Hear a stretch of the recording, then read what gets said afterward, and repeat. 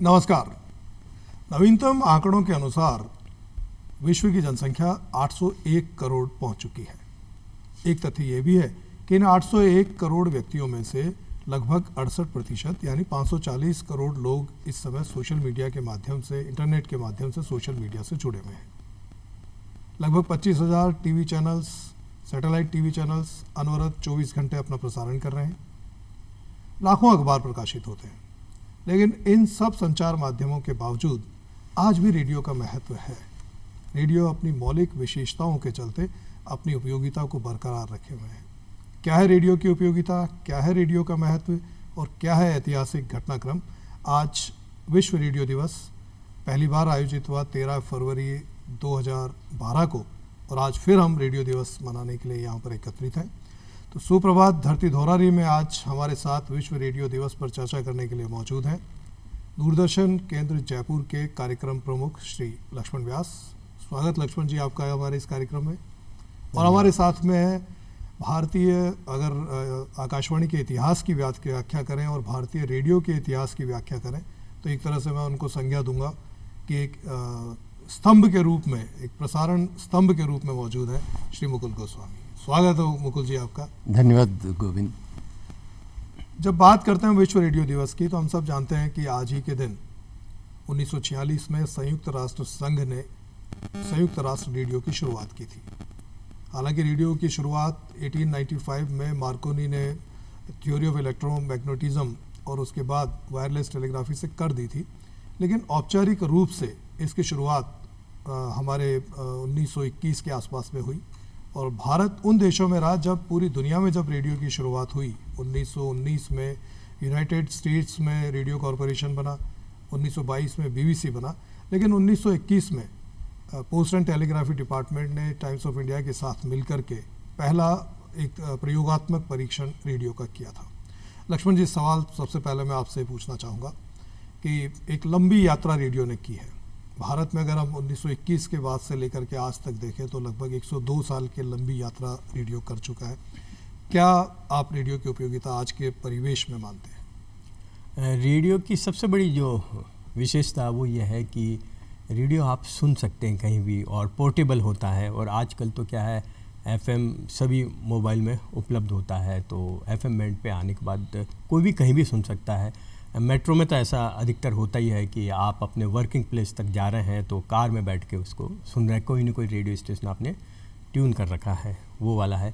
और जो किसान है वो एक छोटा सा पोर्टेबल रेडियो लेके अपने खेत में भी है और सुन रहा है। गृहिणी है तो वो अपने किचन में भी काम कर रही है, सुन रही है। रेडियो टीवी में फ़र्क सबसे बड़ा ये है कि टीवी में सामने बैठना पड़ता है और आपको देखना पड़ता है। रेडियो में आपके कान में आता रहता है, कभी संगीत आता है, कभी किसी कंपेयर की वॉइस आती है, किसी अनाउंसर की वॉइस आती है, तो आप धीरे धीरे आपको ये अच्छा लगता है।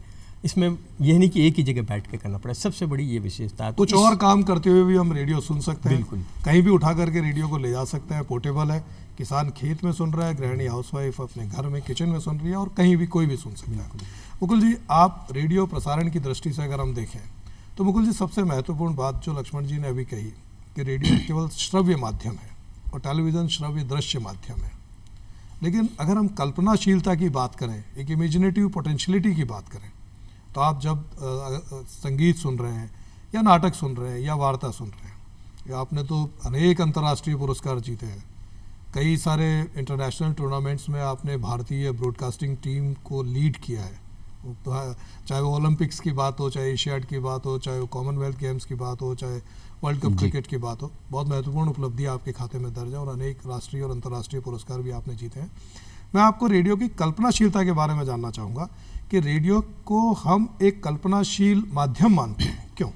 बहुत बढ़िया सवाल आपने पूछा है गोविंद।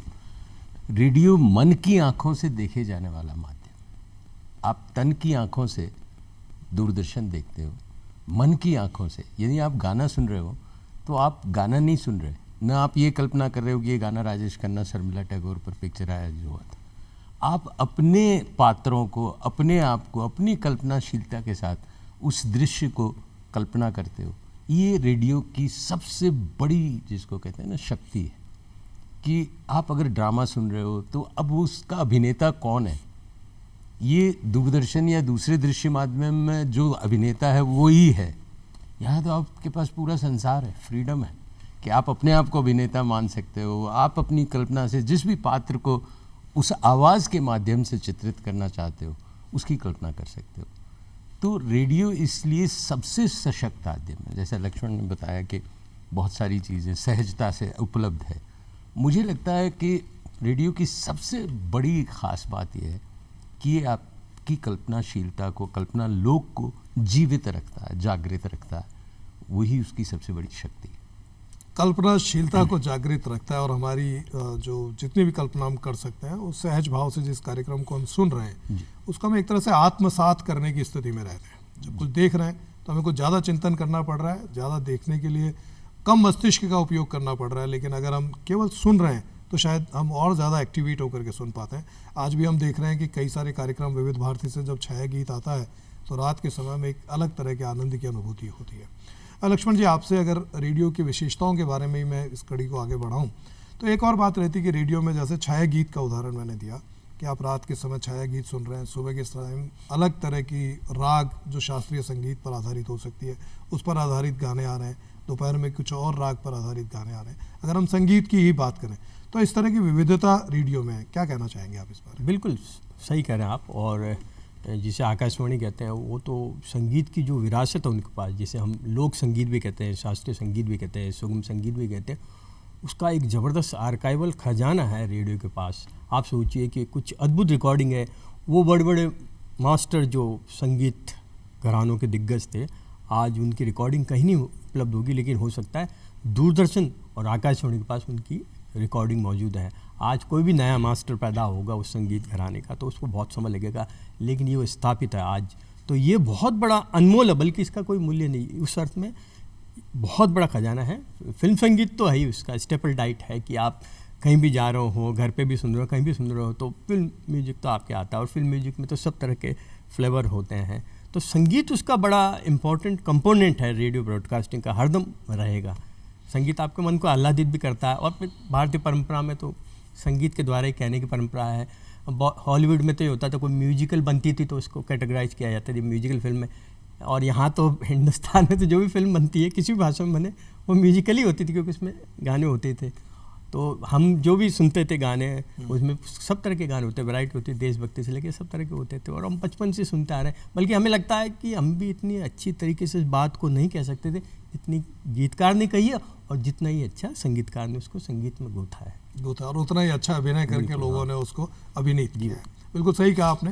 लेकिन अगर हम मनोरंजन के अलावा सूचना और शिक्षा की दृष्टि से भी देखते हैं, मनोरंजन की दृष्टि से रेडियो का महत्व रहा है। और अब श्रव्य दृश्य माध्यम के रूप में दूरदर्शन, टेलीविज़न, उसका महत्व निरंतर बढ़ता जा रहा है और बहुत सारे माध्यम में साथ में मनोरंजन कर रहे हैं। लेकिन अगर सूचना और शिक्षा की बात करें, और आपने खासतौर पर संगीत की बात की, तो मैं एक बात और याद करना चाहूँगा कि 1950 में जब डॉक्टर बी केसकर भारत के सूचना और प्रसारण मंत्री बने तो उन्होंने जितने उस समय के विख्यात संगीतकार थे, जितने अच्छे कलाकार थे, उन सबको रेडियो में भर्ती किया, उनको रिक्रूटमेंट किया और उन सबको रेडियो में लाए, जिससे रेडियो की एक समृद्ध परंपरा की शुरुआत हुई। और अच्छी बात यह है कि रेडियो की उस समृद्ध परंपरा को, आकाशवाणी की उस समृद्ध परंपरा को दूरदर्शन भी निरंतर उसको आगे बढ़ा रहा है। मुकुल जी, जब हम बात संगीत की कर रहे थे, आप तो खैर संगीत आपके रग रग में है जी, जैसा मैं जानता हूँ, आप खुद शास्त्रीय संगीत के बहुत अच्छे गायक भी हैं। मेरे बाबा जी बहुत अच्छा ध्रुपद धमार गाते थे। ध्रुपद धमार, अगर आप ध्रुपद धमार की ही बात करें, आप ध्रुपद धमार को देख रहे हो और ध्रुपद धमार को केवल आंख बंद करके सुन रहे हो, क्या कहना चाहेंगे? बहुत अंतर है। देखने में क्या होता है कि कलाकार जब पेट से गाता है तो उसका चेहरा विकृत हो जाता है, तो आपके मनोभाव बदल जाते हैं। लेकिन रेडियो के पास इतनी सुंदर ये एक शक्ति है कि आपकी आंख बंद है, कलाकार कैसा है, कौन है, क्या बस क्या गा रहा है, वो आपके सीधे हृदय पे पहुंच रहा है। सो मैं अपने आप को बहुत भाग्यशाली मानता हूं कि मैं उस दौर में रेडियो में आया 82 में। तो जो आपने कहा कि साहित्यकार और दूसरे, रेडियो अपने आप में एक बहुत बड़ा सांस्कृतिक केंद्र माना जाता था। मतलब रेडियो में काम करना, रेडियो में वार्ता देना, रेडियो में आपका आलेख आ जाना बहुत बड़ी बात होती थी। ये दौर 70 के वक्त का था, लेकिन 80 पे पीक पे था, जब रेडियो का एक एंकर या आरजे जो है उद्घोषक स्टार होता था। सड़क में आप जा रहे हैं तो आपके पीछे लोग दौड़ते भागते आ रहे हैं, और इस तरह आप रेडियो में बोलते हैं ना, और आप भी उस वक्त के रेडियो के प्रस्तुतकर्ताओं में रहे हुए हैं, मैंने आपको भी सुना हुआ है, लक्ष्मण को। मैं बहुत सौभाग्यशाली हूँ कि दो बहुत ही प्रतिभाशाली प्रसारणकर्ता मेरे साथ हैं इस समय। लेकिन गोविंद, जो मेरा अनुभव रेडियो का कहते हैं ना, जैसे आपने कहा शिक्षा की बात, एक प्रियाल करके प्रोजेक्ट हुआ था रेडियो का, केंद्रीय एकांश जो हमारी महानिदेशालय की, उसने किया था कि क्या हम रेडियो के थ्रू पढ़ा सकते हैं। पढ़ाना क्या है, आप पाठशाला में अगर जाते हैं तो बोर्ड होगा, फिर स्लेट से या जिस तरह से आप पढ़ाते हैं, तो रेडियो के थ्रू पढ़ा सकते हैं क्या। एक बहुत बड़ा एक्सपेरिमेंट हुआ था। हम धार, झाबुआ, मिर्ज़ापुर, आगरा, सीकर, चूरू, ग्रामीण इलाकों में जा के हमने कोशिश की कि रेडियो से बोलें हम और अक्षर ज्ञान करें। प्रौढ़ शिक्षा का एक बहुत बड़ा प्रोजेक्ट था। अमरजीत सिन्हा जो आप सही कह रहे हैं मुकुल जी, बिल्कुल सही कहा। रेडियो ने एक्सपेरिमेंट किया। ये बात सही है कि रेडियो के विकास में, जब रेडियो विकास के उस दौर में था, तो इस तरह के एक्सपेरिमेंट शुरुआत में भी हुए हैं। जब 1936 में पहली बार ऑल इंडिया रेडियो एक ऑर्गेनाइज स्ट्रक्चर बना, 1936 में दिल्ली में पहला रेडियो स्टेशन बना, उसके बाद पहला जो प्रसारण था वो संगीत और संगीत के साथ साथ शिक्षा, और शिक्षा में भी खासतौर पर अक्षर ज्ञान से शुरुआत की गई थी। और अगर दूरदर्शन की भी बात करें हम, तो दूरदर्शन का भारत में विकास, उसमें भी साइट प्रोजेक्ट आपने नाम सुना होगा, सैटेलाइट इंस्ट्रक्शनल टेलीविज़न एक्सपेरिमेंट, तो वो भी एक तरह से प्रयोगात्मक शिक्षा का प्रसारण के साथ में ही भारत में रेडियो और टेलीविज़न दोनों की शुरुआत हुई। आप कमेंटेटर्स भी रहे हैं, बहुत शानदार कमेंट्रीज आपने की है, और मुझे सौभाग्य मिला कि हम दोनों ने मिलकर के साथ कमेंट्री, टेनिस की कमेंट्री भी की, लॉन टेनिस की कमेंट्री की, क्रिकेट की भी कमेंट्री की, हैंडबॉल की भी कमेंट्री की। और जब कमेंट्री करते हैं लक्ष्मण जी, आज भी कई सारे लोग ऐसे हैं जो टेलीविज़न पर कमेंट्री देख रहे हैं और टेलीविज़न की वॉइस को कम करके रेडियो की वॉइस को ऑन करके कमेंट्री सुनने का मजा लेते हैं जी। और आपको एक ये भी याद होगा कि जयपुर के कमेंटेटर थे जसदेव सिंह, जो पद्मश्री और पद्म भूषण जिनको मिला। इंदिरा गांधी प्राइम मिनिस्टर थी और भारत ने जब विश्व कप हॉकी जीती, तो इंदिरा गांधी ने कमेंट ये किया कि जितना भारत की विश्व कप हॉकी जीतने में रोमांच था, उससे ज़्यादा रोमांच उसको आपको सुन करके आया। एक बहुत बड़ा कॉम्प्लीमेंट एक कमेंटेटर के लिए हो सकता है। मुकुल जी, आपसे जानना चाहूँगा कि जब आप कमेंट्री करते हैं, किस तरह की भावभंगिमा उस समय रहती है, किस तरह का परिवेश रहता है, और किस तरह के वातावरण के साथ में आप शब्द चित्र खींचते हैं? बहुत सौभाग्यशाली हूँ मैं कि मैं कमेंटेटर रहा। इसलिए नहीं कि कमेंट्री ने मुझे पूरे विश्व में घूमने का मौका दिया, पूरे भारत को जगह जगह देखने का। जहाँ स्टेडियम है, जहाँ क्रिकेट की है, मैं टेनिस, बैडमिंटन 3 का अंतर्राष्ट्रीय कमेंटेटर हूँ। तो कोई भी प्रतियोगिता ऐसी नहीं है विश्व की जिसको कवरेज ना की हो। आपको इतना अच्छा माहौल मिलता है, आप सारी दुनिया के ब्रॉडकास्टर्स के साथ बैठते हैं। ब्रॉडकास्ट में क्या क्या नए प्रयोग हो रहे हैं, कमेंट्री में क्या नए। पहले आप कमेंट्री देखेंगे तो एक तामझाम वाली स्थिति, 15 लोग, 2 माइक, सारा। विदेशों में इतना एकदम विपरीत चीज़ मिलेगी। आपके पास मशीन सिर्फ लगा के एक इंजीनियर आएगा, चला जाएगा, आप अकेले हो। तो इतना मज़ा आता है कि आप तरन्नुम के साथ एक शब्द चित्र बनाने में सफल होते हो। मुझे कमेंट्री इसलिए बहुत अच्छी लगती थी कि जब देश जीत रहा होता है तो आपके भीतर वैसे ही एक इतना उल्लास होता है, एक उत्साह होता है, और आप उस विजय के क्षण को ज्यों की त्यों अगर भावनात्मक रूप से, दृश्यात्मक रूप से श्रोता तक पहुंचा पाते हो। बहुत कम अवसर होते हैं जब आपको वो पीक मिलती है, लेकिन तब शब्द अपने आप झड़ते हैं, झरने की तरह से लगता है कि आपके भीतर से निकल रहा है, बदल रहा है सब चीज़, और जो करते हो जो हो रहा है आपके सामने। देखिए, दूरदर्शन की बात करें तो 24 कैमरे कवर करते हैं कमेंट्री को। रेडियो के लिए सिर्फ कमेंटेटर की 2 आँखें, वही सब कुछ कवर करती है। तो उसका रोल बहुत बड़ा होता है, उसको सब कुछ समेट लेना होता है 2 आँखों में, जबकि बाकी सब जगह बहुत विस्तार होता है। ये क्षण छूट गया, दूसरा कैमरा ले ले। यहाँ आपसे अगर एक दृश्य छूट गया, बॉल निकल गई, आप नहीं देख पाए, तो आप उसको एक्सप्लेन ही नहीं कर पाओगे कि हुआ क्या था।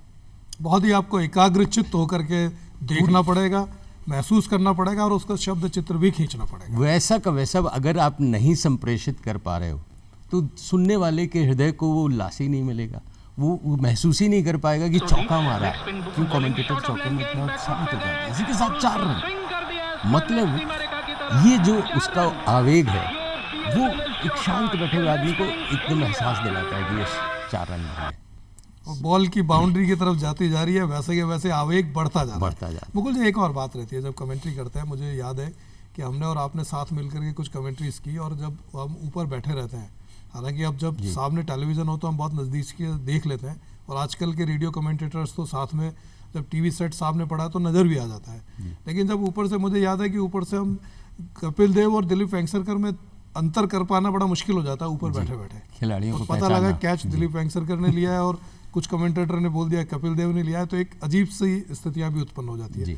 तो इस परिस्थितियां आपने भी झेली होगी, किस तरह से उसका सामना किया? बहुत जोड़ना चाहूँगा, एक वो लेफ्ट हैंडर बैट्समैन आता है तो फील्डिंग पोजीशन उसके लिए आपने जो बिठा रखी होती है, फिर एक राइट हैंड वाला आता है फील्डिंग पोजीशन, उसको भी ध्यान रखना पड़ता है, आपको ध्यान। बहुत हास्यास्पद अनुभव, मैं उन कमेंटेटर्स का नाम तो नहीं लूँगा, पर लोग शुरू में जब कमेंट्री करते थे तो सारी पोजीशंस आप लिख के रखते थे, रट लेते थे कि भाई शॉट ले गए, ये फॉरवर्ड शॉट ले गए। अब आपने जो कहा लक्ष्मण ने कि लेफ्ट हैंड बैट्समैन आ गया, रिवर्स हो गई, अब आपने तो वो चार्ट बना रखा है, तो आपने चार्ट रिवर्स किया नहीं, तो कट किया गली में, वो गली की जगह बहुत सारी चीज़ें ऐसी हो जाती थी, मिस्टेक्स। तो बहुत अच्छा अनुभव होता था कि जैसे आँख से आप चूक गए, मैं जसदेव सिंह का आपने नाम लिया, तो बहुत सारी चीज़ें होती थी जब आप नहीं देख पाए हो तो आप क्या करोगे, जो प्रस्तुत करता आपका प्रोड्यूसर है उसको पूछोगे कि भाई जल्दी बताना क्या हुआ था, आउट हो गया क्या, अब घायल हो गया है खिलाड़ी, कमेंटेटर ने देखा नहीं। मैं वर्ल्ड कप 2003 का साउथ अफ्रीका में गया तो ज़ोर से उसकी चोट लगी है बाउंसर से, कमेंटेटर देख नहीं पाया, वो कह रहा है कि वो स्टंप में लग गई शायद बॉल, विकेट कीपर की लगी है, उसको स्ट्रक्चर पे ले जा रहे हैं, तब आपको समझाना पड़ता है कि भाई वो घायल होके जा रहा है। तो आंख अगर ज़रा सी भी आपकी चूक गई तो अर्थ का अनर्थ हो जाता है। मुकुल जी, मैं चाहूँगा कई सारे हमारे दर्शक वो कमेंट्री में रुचि रखते होंगे, खासतौर पर क्रिकेट मैच की कमेंट्री हो या और खेल की कमेंट्री हो, क्या संदेश देना चाहोगे? पहले नमूना भी देख ठीक रहेगा, जो देख रहे हैं इस कार्यक्रम को, लक्ष्मण जी वो का सुझाव है, एक्साइटमेंट, तो मतलब एक- कितना तेजी से बोलना पड़ता है। जसदेव सिंह की बात कही, आप तो कल्पना करो, मैं आप कल्पना करो, मैं आपको एक recreate कर सिचुएशन सकते दे रहा हैं हूँ, स्टूडियो में, मैं एक हाँ। सिचुएशन दे रहा हूँ, नहीं, मेरी परीक्षा न लें। मैं परीक्षा नहीं ले रहा। अब मैं चाह रहा हूँ कि हमारे सभी दर्शक भी देखें इस बात को कि किस तरह से कमेंट्री का फ्लो बनता है।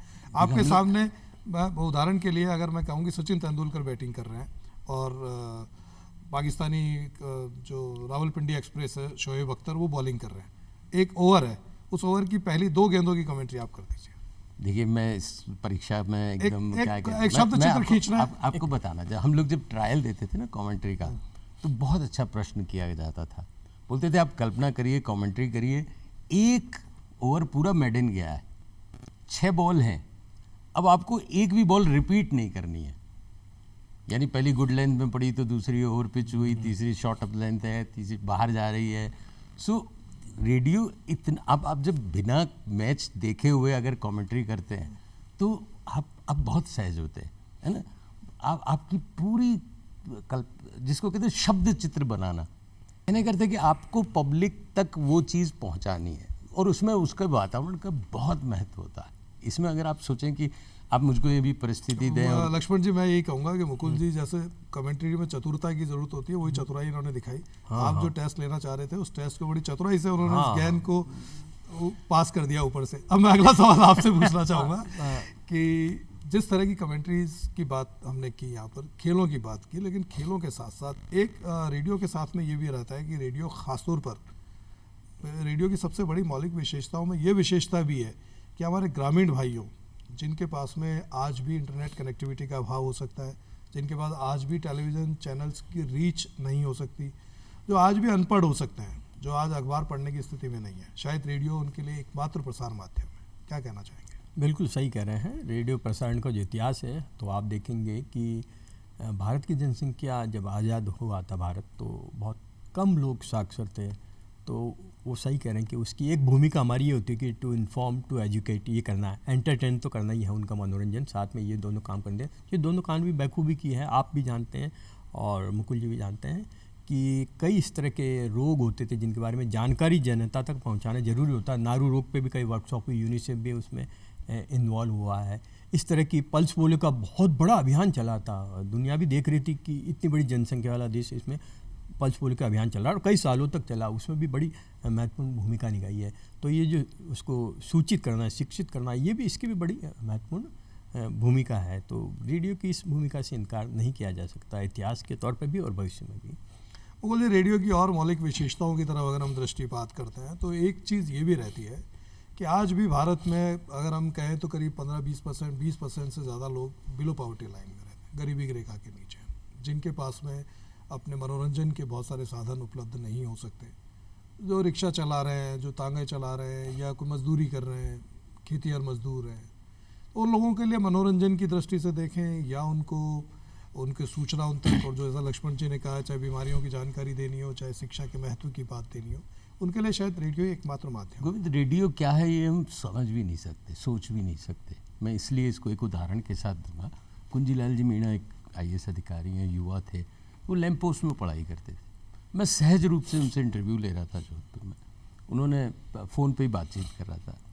अंत में मैंने ऐसे ही बोल दिया कि कैसे आकाश में सुराख हो नहीं सकता, एक पत्थर तो तबीयत से उछालो यार। लालटेन में पढ़ने वाला आदमी आज ज़िला कलेक्टर है, तो क्या असंभव है। अब ये एक सहज रूप से बोला हुआ वाक्य था। मैं कोई इस घटना के 6 महीने बाद अपना ब्रॉडकास्ट करके बाहर निकल रहा था, तो एक लड़का धीरे से आया, बोला मुकुल से मिलना है, क्योंकि मैं ब्रॉडकास्ट की मेरी आवाज़ उम्र को धोखा देती थी। तो आज भी धोखा दे रही है, आज भी आपकी आवाज़ से लग नहीं रहा। तो उसने मुझे, मैं इस विषय को फिर परे करता हूँ, तो उसने मुझसे पूछा मुकुल से मिलना है, तो मैंने कहा बेटा मुकुल अभी लंच में गया हुआ है। झूठ बोलते हो तो वो तुरंत पकड़ में आ जाता है। मेरे हाथ में जो फाइल थी वो गिर गई, उसने तुरंत उसको उठाया। फिर मैं लंच में गया, लंच के बाद मेरा शाम को ब्रॉडकास्ट करता था, तो 3 बजे के करीब आया, तो मेरे कमरे में बैठा हुआ था और मिठाई का डिब्बा उसके हाथ में था। मुझे इतनी शर्मिंदगी आई कि मैंने यार इससे झूठ क्यों बोला।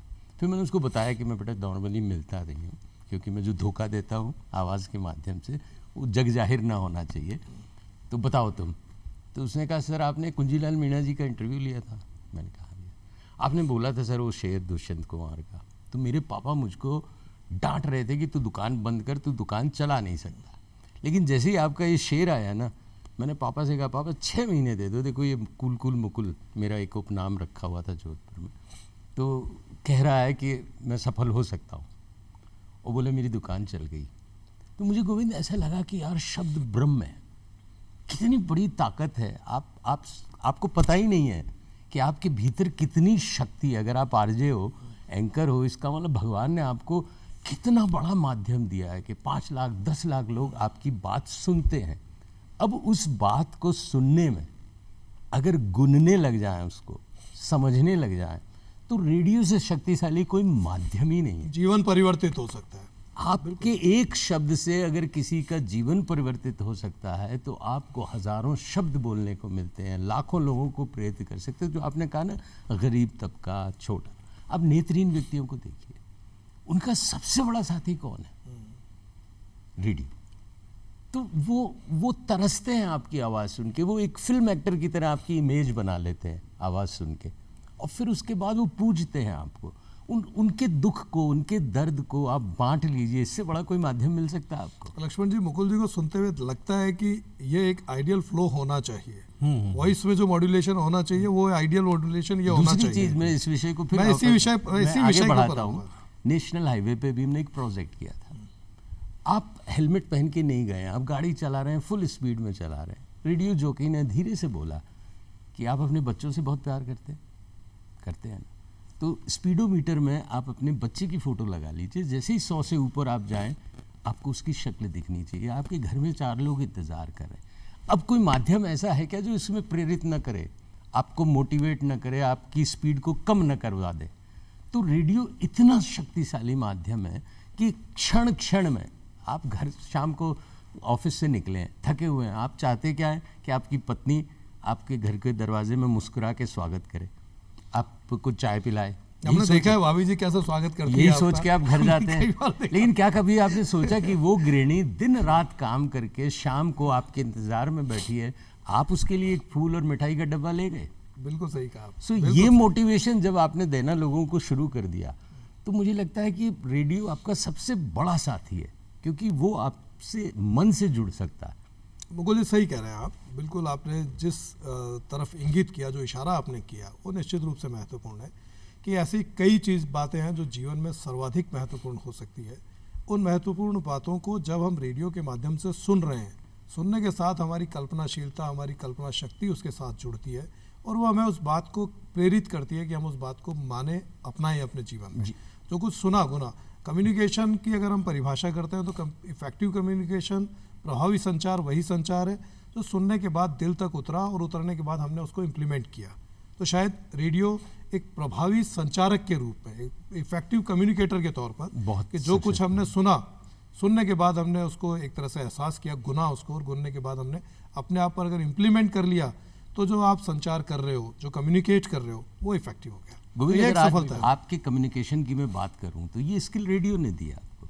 आप, मुझे याद है हज़ारों IAS अफसर्स के आपने इंटरव्यू लिए, तो आप जब इंटरव्यू लेते हैं, आत्मसात करते हैं, उससे बात करते हैं, उसके भीतर गोता लगाते हैं, समुद्र में जिस तरह से दो तैराक दौड़ते हैं, और जब भावनात्मक रूप से आप एक हो जाते हैं ना, तो इंटरव्यू का इतना मज़ा आता है, लगता है बह रहे हैं हम दोनों, पता ही नहीं चलता वक्त का। मैं बहुत आपने भी सौभाग्यशाली, लाखों हजारों इंटरव्यू लिए। मैं बहुत मेरे ख्याल सौभाग्यशाली आज हूँ। इंटरव्यू देने की स्थिति आपकी शायद पहली बार है। वेरी गुड, पहली और और ये मुझे आखिरी। सौभाग्य मिला है कि आपका ये बल्कि साक्षात्कार की परिचर्चा है। लेकिन मुझे याद है LM सिंघवी साहब का, अब तो इस दुनिया में नहीं रहे, तो उनका मैंने इंटरव्यू लिया था कुछ शख्सियत कार्यक्रम में, तो उन्होंने अपनी माँ के बारे में कुछ बोला और मेरा दर्द भी वैसा ही था, तो मैंने जैसे ही उस दर्द को उनके कुरोदा, वो ब्रॉडकास्ट के बीच में रोने लग गए और बाहर निकल के उन्होंने कहा कि यार मैं लंदन में कमिश्नर रहा, BBC लंदन ने मेरे सैकड़ों इंटरव्यू लिए होंगे, मेरे दिल को रुलाया किसी ने कभी नहीं।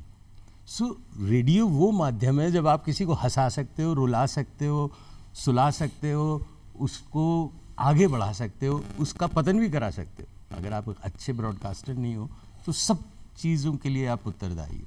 अच्छे ब्रॉडकास्टर होना बहुत ज़रूरी है और हमें खुशी है कि मुकुल जी आप बहुत अच्छे ब्रॉडकास्टर हैं। लक्ष्मण जी, हम दोनों साक्षी हैं इस बात के कि उन्होंने इनको कई सारे राष्ट्रीय और अंतर्राष्ट्रीय पुरस्कार लेते हुए देखा है। उसकी यात्रा के बारे में भी इनसे जानना मैं दिलचस्प उनकी रहेगा यात्रा कि के बारे कौन में कौन ही से अवार्ड मैं मिले, किस इशारा तरह सोच रहा मिले। था कि उसी और के ये बारे में रेडियो के बहुत पूछूं। अच्छे ड्रामा भी इन्होंने प्रोड्यूसर रहे हैं, तो ड्रामा पे भी बहुत फीचर, प्रोडक्शन एक मुझे किया है। याद है कि हमने जयपुर में एक नाटक किया था, एक रूपक किया था, फीचर किया था। और लक्ष्मण जी, मैं उसकी थोड़ी सी याद दिलाते हुए मुकुल जी से सवाल की तरफ आऊँगा कि हमने जब वो सवाल, एक भिखारी से हम इंटरव्यू ले रहे थे एक सागानेरी गेट हॉस्पिटल के सामने, मुझे याद है वो दृश्य। और उस इंटरव्यू लेते समय उस व्यक्ति से पूछा गया कि आप भीख मांगना कैसे शुरू किया। पहले तो कोई व्यक्ति भिखारी से, अगर हम कोई आदमी ब्रॉडकास्टर जाके इंटरव्यू लेना चाहेगा तो उसको बड़ा अजीब सा लगेगा कि मेरा भी कोई इंटरव्यू ले रहा है। रेडियो का पात्र एक भिखारी भी हो सकता है। तो जब उससे इंटरव्यू लेने के लिए बातचीत की, शुरुआत की बात बड़े सहज भाव से उससे बातचीत करते गए और बाद में जब वो थोड़ा गहराई में उतरे तब उसका दर्द सामने आया। जैसा अभी सिंघवी साहब के दर्द की इन्होंने व्याख्या की, उसका दर्द सामने आया कि वो रिटायर्ड रेलवे कर्मचारी था।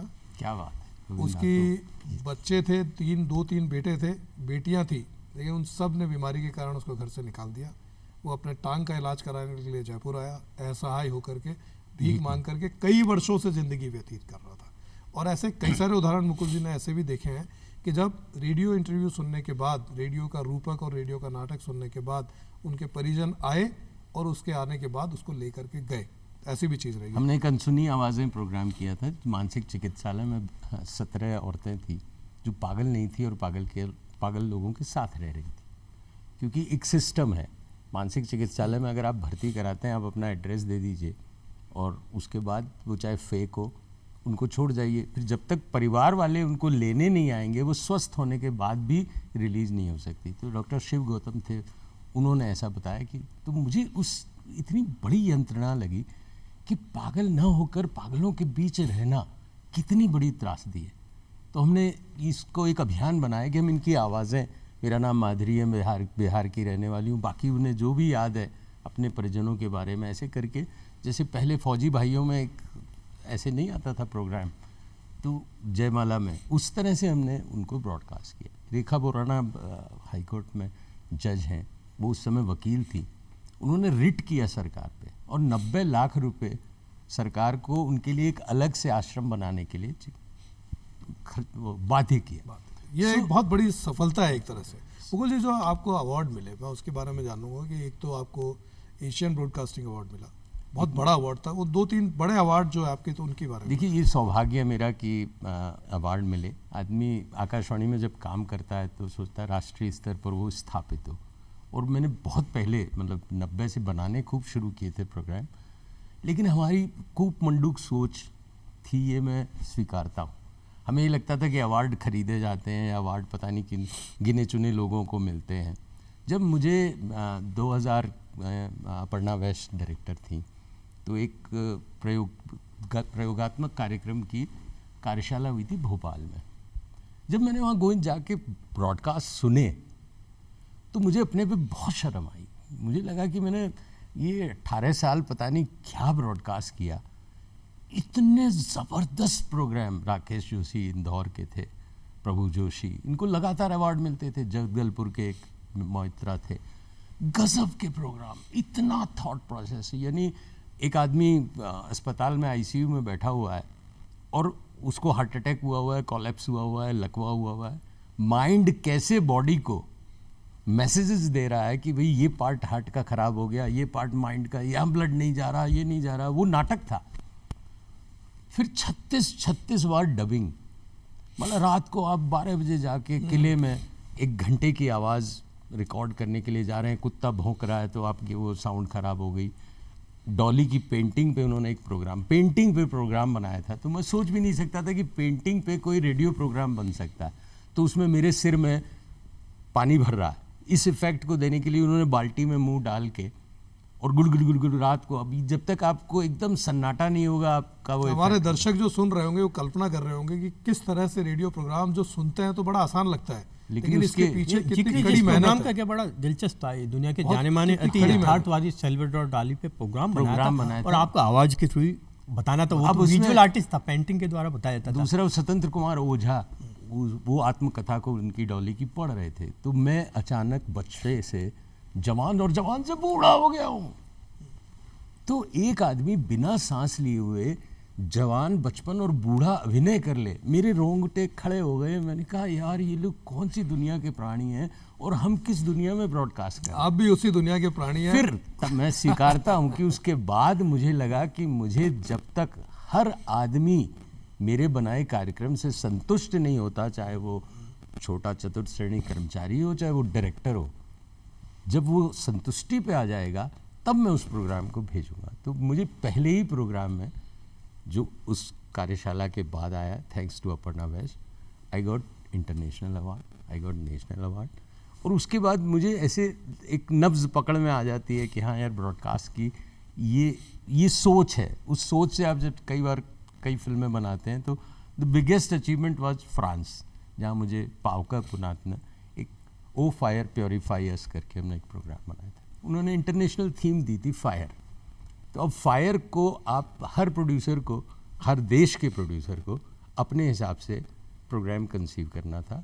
तो भारत के लिए मेरा प्रोग्राम चयनित हुआ, फिर वो उस कंपटीशन में गया, then I got bronze medal. तो मुकुल जी, थोड़ा सा संक्षेप में, बहुत संक्षेप में, क्या था वो फायर प्रोग्राम, किस तरह से आपने उस प्रोग्राम को? गोविंद, अग्नि है। अब अग्नि पे अगर आप प्रोड्यूसर हैं, एक स्वतंत्र रूप से टॉपिक है कि अग्नि में आपको कंसीव करना है, तो हर आदमी ने अपने हिसाब से कंसीव। आपने क्या कंसीव किया? मुझे लगा कि अग्नि मीन्स हर आदमी यही सोचेगा कि फायर ब्रिगेड, फायर कुछ इस तरह के प्रोग्राम बनेंगे। तो मैंने अपने भीतर की जो अग्नि, लालच की अग्नि, इन चीज़ों को, अग्नि क्या होता है, सबसे पवित्र करने का स्रोत है। हम हर पानी ग्रहण करें, चाहे हम हमारी अंत्येष्टि हो, हर चीज़ में भारतीय संस्कृति में अग्नि को बहुत महत्व दिया जाता है। तो मैंने उस अग्नि को इस रूप से कम्युनिकेट किया कि हमारे भीतर जो दोषों की अग्नि है, हमारे पास लालच की अग्नि है, वासना की अग्नि है,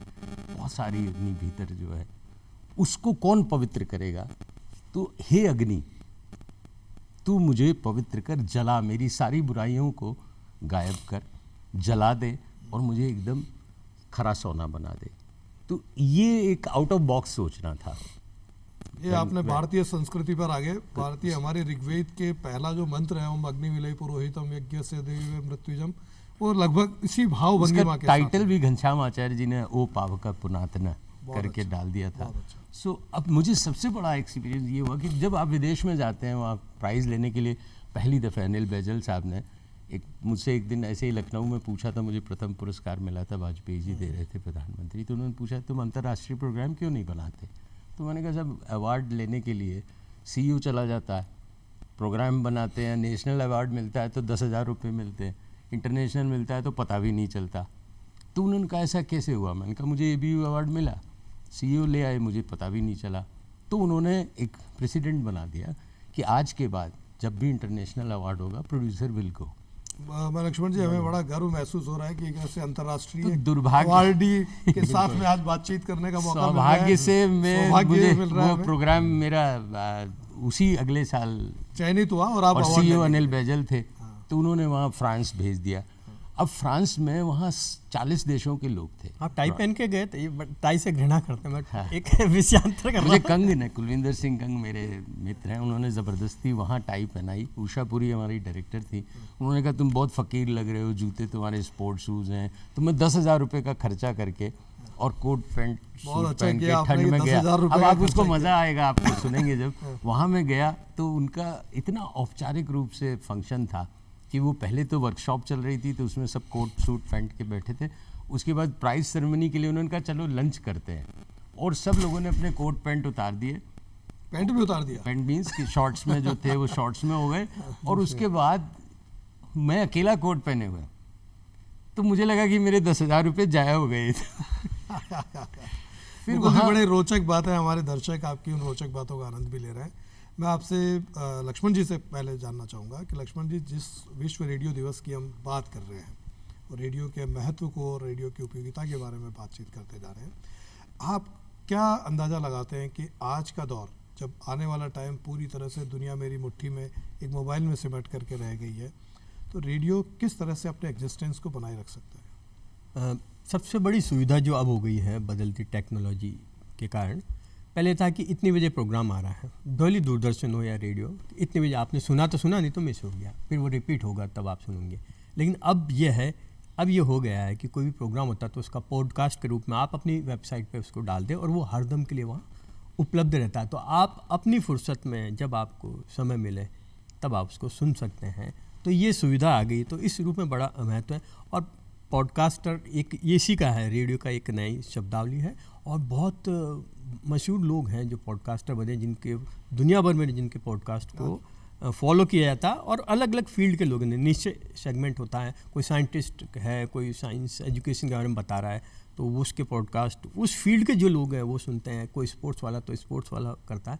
तो इसमें बहुत अच्छा ये परिवर्तन आया है कि अब अपनी इच्छा के अनुसार जब चाहे आपको फुर्सत हो उस समय सुन सकते हो। ये बड़ा महत्वपूर्ण है, परिवर्तन आया, बहुत हाँ, महत्वपूर्ण। और एक अगर हम तकनीकी दृष्टि से देखें तो पहले केवल मीडियम वेव, शॉर्ट वेव पर प्रोग्राम होते थे, लेकिन अब वो FM 1977 से FM की प्रक्रिया शुरू हुई और उसके बाद FM चैनल्स इतने सारे आ गए। हम देखते हैं कि भारत में प्राइवेट FM भी आ गए हैं, और प्राइवेट FM के बाद मुकुल जी अब तो कम्युनिटी रेडियो जी वो 2001 से शुरू हुआ, 2002 वेब रेडियो शुरू पर आ हुई गया। गोविंद। मैं आपसे यही पूछना चाह रहा हूँ कि अब लेटेस्ट टेक्नोलॉजी के तौर पर नवीनतम जो टर्म आई है वो वेब रेडियो की है। मुकुल जी, क्या है वेब रेडियो? बेसिकली रेडियो ही है। प्रसारण किससे हो रहा है वो उसका माध्यम है। शॉर्ट वेव है, मीडियम वेव है, कम्युनिटी रेडियो है तो एक छोटे रेडियस में ब्रॉडकास्ट हो रहा है। अब वेब रेडियो एक ऐसी चीज़ आ गई जो नेट के थ्रू ऑनलाइन ब्रॉडकास्ट करती है, तो पूरा वर्ल्ड आपका हो गया, सीमा सारी पार करिए, और डिजिटल ब्रॉडकास्ट हो रहा है। तो संगीत का सूक्ष्मतम पार्ट आप सुन रहे हैं, वॉइस का, इफेक्ट्स का, डॉल्बी साउंड आ गया। सो रेडियो बहुत बदल गया। रेडियो और परिवर्तित होता जा रहा है। आज हम देख रहे हैं कि भारत में अगर हम रेडियो की तुलना करें, जब 1947 में भारत आज़ाद हुआ था तब केवल 1947 में 9 रेडियो स्टेशन थे, 5 स्टेट्स रियासती स्टेशन थे, 6 भारत में मिले, 3 पाकिस्तान में गए। तो भारत में 6 बड़े स्टेशन और 5 रियासती, 11 रेडियो स्टेशन थे। लेकिन आज हम देखते हैं कि वो संख्या बढ़ कर के करीब 400 से ज़्यादा हो चुकी है, 488 बताया जाता है, और प्राइवेट FM वो भी करीब 400 के आसपास हो गए। तो ये FM बढ़ते जा रहे हैं, ये सब बढ़ते जा रहे हैं। वेब दुनिया, नई टेक्नोलॉजी मुकुल जी जिसकी बात कर रहे हैं, निरंतर बढ़ती जा रही है। लेकिन अब समय हमें बहुत अनुमति नहीं देता, इसलिए मैं संक्षेप में मुकुल जी पहले आपसे जानना चाहूँगा कि रेडियो लिसनर्स हमारे, आज तो हमारे सारे श्रोता TV देख रहे हैं, दूरदर्शन देख रहे हैं, लेकिन दूरदर्शन और रेडियो से ही दूरदर्शन की शुरुआत हुई। हम जानते हैं कि आकाशवाणी भवन दिल्ली में 1959 में दूरदर्शन का पहला स्टूडियो बना और वहीं से प्रसारण की शुरुआत हुई। दोनों प्रसार माध्यम प्रसार भारती के तहत संचालित किए जा रहे हैं। मैं आपसे जानना चाहूँगा, क्या संदेश देना चाहेंगे दर्शकों को कि संचार के किस स्वरूप को कैसे एक्सेप्ट करें? देखो, बहुत सत्य बोलूँ, रेडियो मेरी माँ है। है ना, जो कुछ भी आज हूँ मैं रेडियो ने मुझे दिया, रेडियो मीन्स आकाशवाणी। लेकिन 1936 की आप बात कर रहे हैं, सिग्नेचर ट्यून तब बनी थी, आज भी वही है। कौन सा ऐसा माध्यम है जिसका इतना पौराणिक इतिहास आज भी बरकरार है? आपने इस रेडियो की सिग्नेचर ट्यून की बात करी, निश्चित रूप से हमारे सारे दर्शक रेडियो सिग्नेचर ट्यून से वाकिफ़ होंगे। और ये भी कहा जाता है, कुछ कहते हैं पंडित रविशंकर ने बनाई, कुछ इसके लिए और नाम बताते हैं, लेकिन साथ में कॉफमैन का नाम आता है। तो कॉफमैन ने इसको बनाया 1936 मेरा कहने का अर्थ ये था गोविंद, एक और चीज़ मंगल ध्वनि के बारे में भी बता दें। मैं जो विषय में आ रहा हूँ कि रेडियो ने अपना मोह त्यागा नहीं, वो उसके पतन का कारण। आज बहुत बड़ा प्रश्न उठता है, रेडियो कौन सुनता है ना। आकाशवाणी के लिए विशेष तौर से मेरे साथी जो मार्केटिंग करते हैं, राकेश जैन, जब दुनिया में जाते हैं तो उन्हें इतनी प्रताड़ना झेलनी पड़ती है कि अरे आपका रेडियो सुनता ही कौन। रेडियो ने क्यों अपनी चमक खोई? जिस चौपाल में रेडियो गूंजा करता था, लोग सुनने के लिए घरों में इकट्ठे होकर सुनते थे। कैसे सुने आप, संक्षेप में बताएं। मुझे लगता है कि उपयोगिता से, जब आप जन उपयोगिता का माध्यम हो, आप यूटिलिटी नहीं बनोगे तो आप आउट ऑफ बॉक्स हो जाओ। यूटिलिटी बनना पड़ेगा। लक्ष्मण जी, आप क्या संदेश देना चाहेंगे? बिल्कुल सही है, लोगों से जुड़े, उनकी समस्याओं का समाधान निकले, उनके दैनंदिन जीवन में जो भी है उनके विचार वो उसमें प्रकटन हो, उनकी समस्याओं का समाधान हो। और मैं ये कहना चाहूँगा, आजकल मोबाइल पे ऐप के रूप में न्यूज़ ऑन एयर में सभी आकाशवाणी के स्टेशन मौजूद है। ये बड़ा परिवर्तन है और अच्छा परिवर्तन है। बहुत सारे लोग उसके माध्यम से सुन रहे हैं, बहुत सारे लोग अपने कार में चल के भी सुन रहे हैं। तो ये अच्छा काम हुआ है कि लोगों तक इसकी पहुंच बढ़ी है। पहुंच निरंतर बढ़ती जा रही है, तकनीकी दृष्टि से भी बढ़ती जा रही है। और तकनीकी के साथ साथ महत्वपूर्ण बात यही है कि अगर कोई भी संचार माध्यम, चाहे वो न्यूज़पेपर हो, पत्रिकाएं हो, चाहे वो टेलीविज़न हो, चाहे वो रेडियो हो, और चाहे वो सोशल मीडिया हो, महत्व उसी का आज के दौर किंग में कहा जाता बार बार। कोई भी प्लेटफॉर्म हो, अखबार को जब खतरा लगा न्यूज़ से, दमदार होना, कंटेंट के जरूरत, अखबार ने ई प्लेटफॉर्म को चूज कर लिया। रेडियो को सोचना पड़ेगा कि उसका भविष्य कैसे व्यापक हो, कैसे जन जन तक वो आज वापस आवश्यकता बने, तब वो जीवित रह सकेगा। आवश्यकता बने और नवीनतम तकनीक को एक्सेप्ट करे, और साथ साथ उसकी उपयोगिता जितनी ज़्यादा बढ़ती जाएगी, एक संचार माध्यम के तौर पर उसका प्रयोग, उसका उपयोग, उसका महत्व वो निरंतर बढ़ता जाएगा। मैं खुशी है कि आज किस तरह की जो बातें होती जा रही हैं, उन बातों को जिस तरह से रेडियो एक्सेप्ट करता जा रहा है, रेडियो निरंतर बढ़ता जा रहा है। और जो संदेश मुझे मिलता जा रहा है कि समय बहुत अनुमति नहीं देता, तो मैं हमारे दोनों महानुभावों का अपने विशिष्ट अनुभव यहाँ पर हमारे साथ में शेयर करने के लिए बहुत बहुत धन्यवाद और आभार दूंगा। और साथ में हमारे सभी दर्शकों को भी विश्व रेडियो दिवस की एक बार पुनः आप सबको शुभकामनाएं, और यही विश्वास कि रेडियो इसी तरह से अपने वजूद को कायम रखे। दूरदर्शन श्रव्य दृश्य है, लेकिन केवल श्रव्य रूप में रेडियो की अपनी उपयोगिता और अपना महत्व है, वो निरंतर बना रहे। हम सबकी शुभकामनाएं। धन्यवाद, नमस्कार। नमस्कार।